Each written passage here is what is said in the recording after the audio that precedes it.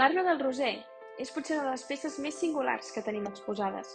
Procedent del mateix fons del Museu de Manresa, aquesta gran pintura datada al voltant del segle XVII ens representa els principals frares i difusors del Rosari, sota un arbre que simbolitza l'expansió d'aquesta pregària i el fet de que arriba i dona protecció a totes les persones de totes les condicions.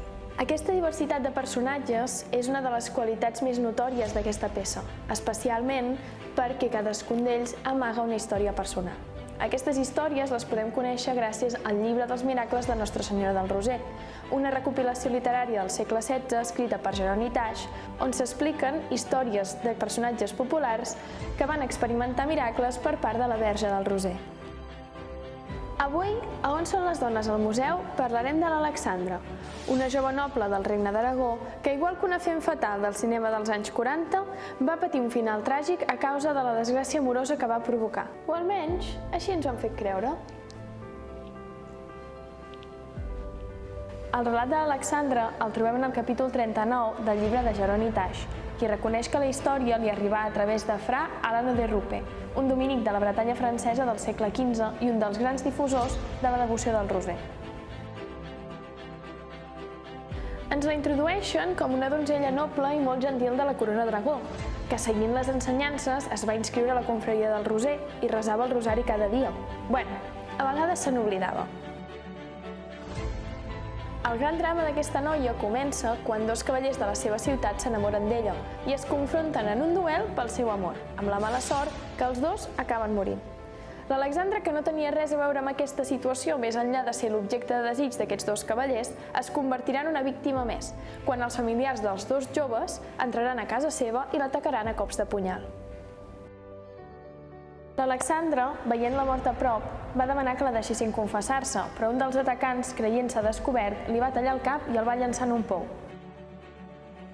És juntament amb aquesta iconografia que se'ns representa l'Alexandra amb aquest tot estirat i sagnant pel coll, a causa d'haver-li tallat el cap, i seguint la narrativa, la trobem representada a dintre un pou. La història continua amb la Verge del Roser revelant-se a Sant Domènec i demanant-li que vagi a trobar l'Alexandra al pou. Aquest hi arriba al cap de 150 dies i, situant-se a la boca del pou, crida el seu nom, provocant que el cap surti sol, tal com veiem en la pintura. Resulta que la Verge la va mantenir viva per donar-li l'oportunitat de confessar-se i així, tal com ella mateixa li explica a Sant Domènec, a qui també li va revelar la condemna que els dominics li van assignar al purgatori. I és que resulta que ser cruelment assassinada no va ser l'únic càstig que va rebre la jove. En el relat se'ns explica que va ser condemnada a 200 anys al purgatori per ser la causa de la mort de dos joves que s'havien enamorat d'ella. I per si no fos suficient, va ser condemnada a 500 anys més, perquè el seu desordenat ataviat va provocar que molts altres caiguessin a la temptació. La narració acaba amb l'Alexandra, esperançada de ser deslliurada de les penes gràcies a les pregàries que oferia la confraria del Roser, perquè això propiciava una reducció de la pena. Aquest llibre de Jeroni Taix tenia com a principal objectiu promocionar la confraria, i és per això que la història d'Alexandra acaba amb aquest final, que ens encoratja a participar dels beneficis de la confraria en qüestió.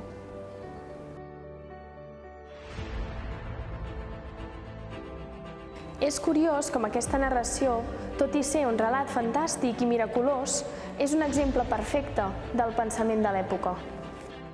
Pel que fa a la visió que es tenia de les dones i la càrrega de culpabilitat que aquestes havien d'assumir, que distava molt de les conseqüències assignades al gènere masculí. Per exemple, quan un matrimoni esdevenia una infidelitat, la condemna legal, religiosa i moral era absolutament desigual entre homes i dones.